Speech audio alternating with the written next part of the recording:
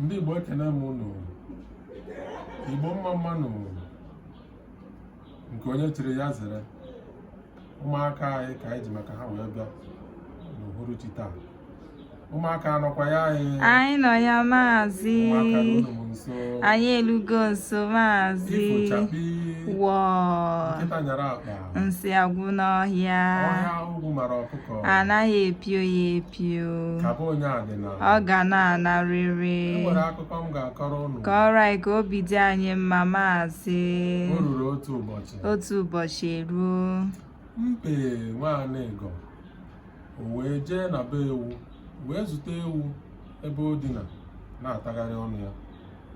O wee sị ewu, nwanna, o nwere ihe ị nwere ka inye m ka m tinye n'afọ soro gị tagharịa ọnụ maka na agụụ dị.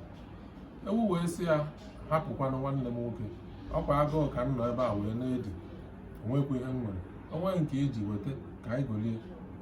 Mbe wee sị ya, ngwa hapụ, o nwere atụmatụ m ji wee bịa ka m gbaa gị ọkpa n'eze ka ị were anyị gwebe anụ ka anyị nyụkọọ mamịrị ọnụ, ọ ya gbara anyị ụfụfụ taa. Ewu wee sị ya, adị m ya. Otu a ka mbe si wee kpọrọ ewu, ha wee jebe oshi na be maazị Ibezimakọ. Mgbe ha rutere na be maazị Ibezimakọ, ha wee were mbazụ wee gwupuo aja wee gwunye ọnụ ebe ha si wee si n'ilo banye n'ime be maazị Ibezimakọ, wee jee n'ebe ọba ji Ibezimakọ wee taba ji ibe dọbara. Otu a ka ha si wee fụda okwu agbago, ha wee dọba afọ taba ji ahụ. Mgbe ha na-ata ji atakata, mbe onye ahụ ọ mịpụ wee jee n'ọnụ ahụ ha tụrụ ha si na ya bata ka o jee nenekwe ma afọ ya ọka ya gafekwe, wee nene ọ bụrụ na ọ gara ọ nachite bịa tawakwa ji. Mgbe ewu chọpụtara ihe mbe na-eme wee jụọ ya, nwanna, nke anyị na-eje na-abata udo ọ dịkwa, wee ihe ma ama ha. Mbe were ahụhụ wee tụọrọ ya ilu sị, ịma na akakụla eze ka udele ka mmụọ chiri ya ọzọ. Ewu atụle ilu a ọtọghọtaghị ya, mana mmụọ ya niile dị na ya bụ ji ọ na-ata. O wee gbaa mbọ na-ata ji ihe ike mmụọ, na-ata ya afọkwa n'afọ kama ọ ga-adọ n'ite ka ọ dọrọ n'afọ.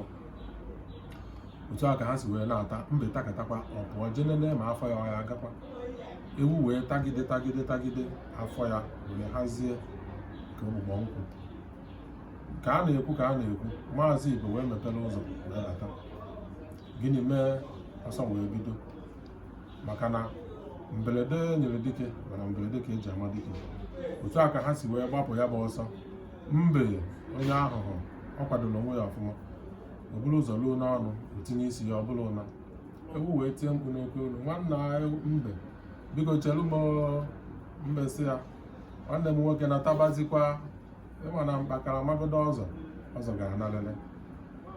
Mbe wee nalie. Ewu wee ruo n'ọnụ tinye isi ruo n'afọ okweghịzi aga, o tinye ukwu ya o ruo n'afọ okweghịkwa aga. Wee eji mee ewu afọ ya hazi ka ite mkpa mmanụ. O nweghịzikwa otu o si agafe n'ọnụ wee zọrọ ndụ ya. Maazị Ibe wee gbasịa ọsọ ike were okpiri kụgbuo ewu, were anụ ya jee minye n'ọkụ, ọ ya eji wee mee nri abalị. Ifugo otu ijiji ntị ike bụ ewu si wee soro ozu lakpuo n'ili. Otu a ka ewu si wee bụrụ onye nwụrụ anwụ. Mbe wee na-aya bụ ije, maka na ịma na asị oke soro ngwere maa mmiri, ọkọ ngwere ma nkọkwa n'oke. Mana afụgo ihe mmụta dị n'akụkọ anyị ata abụ, onye chọrọ ndụ ya mma ya were uche ya zere oshi, onye chọrọ ndụ ya mma ya zeere ajọ ọyị. Mbe bụ ajọ ọyị. Onye chọrọ ndụ ya mma ya gbanaghị nọ nkịtị, na nkịtị adịghị mma ọnụnọ. Na afụgo onye nwezie ihe mmụta ndị ọzọ ọ fụrụ n'akụkọ anyị a n'ụbọchị taa, ya denye ya na ngalaba ebe a na-edenye atụmatụ okwu n'okpuru ihe onyonyo a.